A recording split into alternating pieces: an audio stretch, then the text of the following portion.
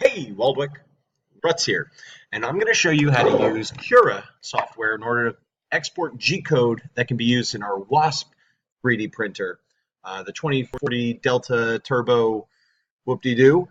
Uh, Turns out that this software allows you to print very quickly, so if you need to make quick prototypes that aren't necessarily smooth or um, precise, accurate, this is a great method to use. If you do want to make a smooth and accurate print, this is not the technique to use. I would continue using the other software that we have.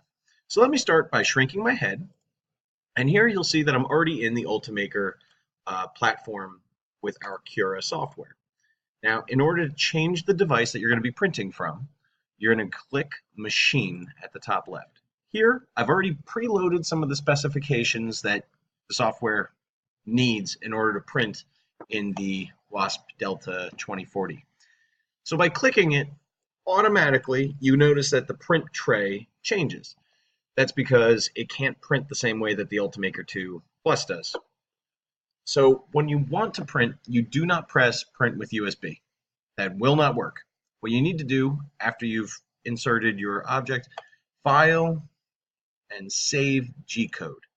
It opens up a menu, you're going to save it, and you're going to save that into the memory card reader to the side of the laptop. Once you do that, you put it into the 3D printer and it's easy to access using the menus. That being said, if you wanted to change back, you just click Machine, you say Ultimaker 2, and there your preview changes.